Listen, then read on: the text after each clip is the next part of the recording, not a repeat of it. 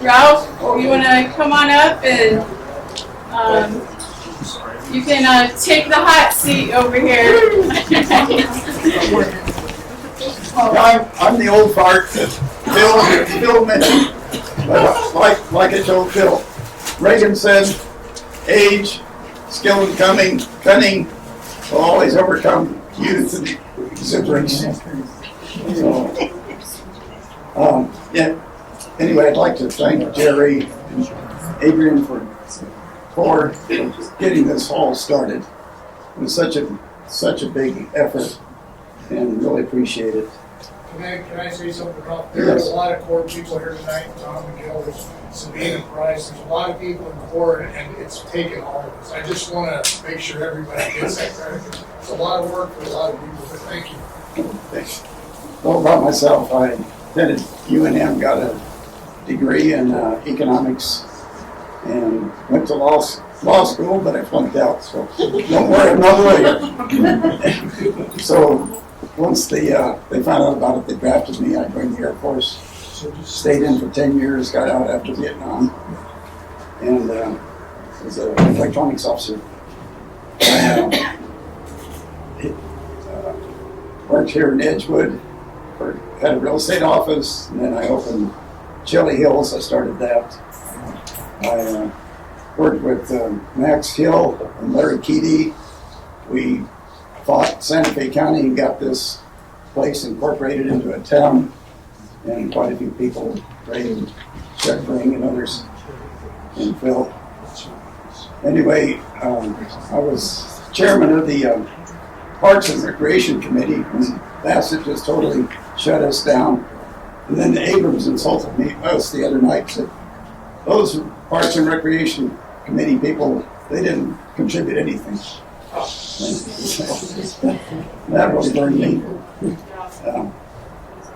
Anyway, I helped start the East Mountain Cowboy Church here. I was one of the founders with the Sandia Tea Party, so I've been around here quite a while. But to give you some of the ideas I think most critical, of course, roads have always been the key issue in the elections.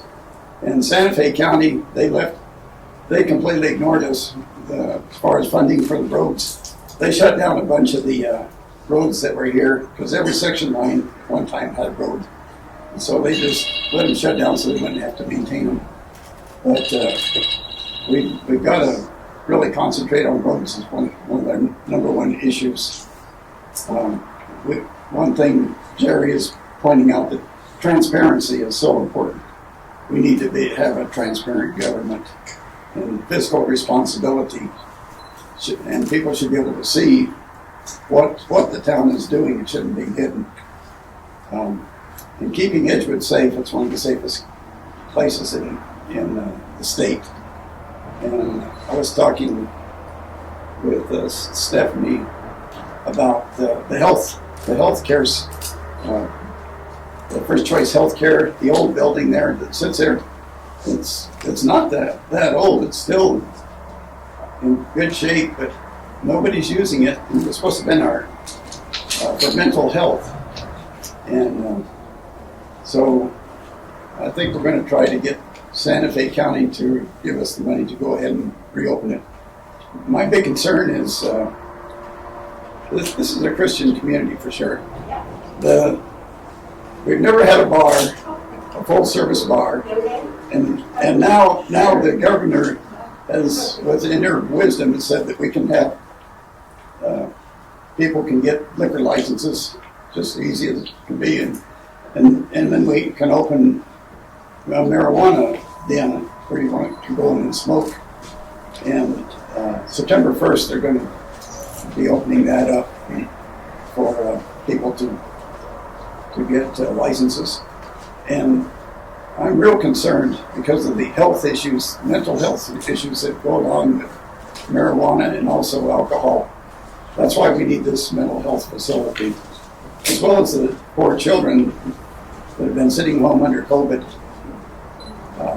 And they need, a lot of them are facing suicide, depression, and all kinds of things where they they can't be in school. So I think this mental health facility is really needed. The biggest problems we have, I think you'll agree, is the sewer and the wastewater treatment plant. Oh, Bob Sterling got us involved in this. The horrible, something that doesn't even work for this type of area. The filter system, this water here is too hard to continually filter and all the minerals and everything out of it. We should have had the lagoon types. And then Bob Sterling let the sewer plant sit there for a year, and it was only warranted for 1 year, so we didn't know if it even operated. It was just a total mess. The audit and finances, we must make corrections on our audit, not have those reoccurring. Otherwise, we're going to lose our ratings with the bonds. And one big problem that's going to maybe hit us is the Campbell Ranch, and that was the biggest mistake for us to take Campbell Ranch into the town of Edgewood. But they were talking now about wanting to start to develop it 20 minutes away, so all of our support has to go up there, and it's going to be a very costly endeavor, needing more employees, more police, and then our growth. And we need, on our growth, I think it came out on the one when we were trying to purchase the land over there by the sewer plant, that nobody has really studied what we need for an industrial zone. And we really need to, if we're going to do that, we need to, like I said, concentrate and have a study done. This town is totally dependent on grant money, I think, and we need to figure out ways to cut costs, and also maybe bring in more businesses that will offset some of the costs that we need. It's hard to constantly go to the state, to the county, asking them for money. 9 times out of 10, they'll give us the money, but not for the project we really need. And the last thing is the infighting in the council. We've got to get together and unite, and us commissioners work together. One interesting thing that I found was a few years ago I tried to get voter ID in the area, in the town, and it turned out the lady said, well, it's almost impossible to get a voter ID with a mayor, council type government. She said, but now if you had a manager commission, I said, it's a lot easier. You could probably get voter IDs. So I think that's one thing we should look forward to. I guess that's all I have. Any questions I can answer later? Any questions?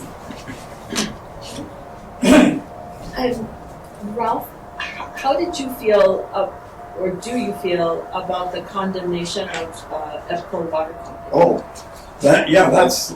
I think that was what really started me into going after Mayor Bassett. It was totally inappropriate. I mean, Jerry did an excellent job pointing out the cost, how increased the cost was going to be, and he's totally right. Also, we'd no longer be able to go to the PRC to fight for what we wanted in the water rates, and so I'm totally against something. I have a question. I'm going to ask all you guys this, so just be prepared. So it's going to tell me a lot about where we stand. How do you think about the decision that the governor made today at Floyd School District? They decided they weren't going to allow their children to wear masks. And then Governor Lujan came in today and got rid of all of them. So they're on leave. Do you think that was a good decision or a bad decision? that was the wrong decision.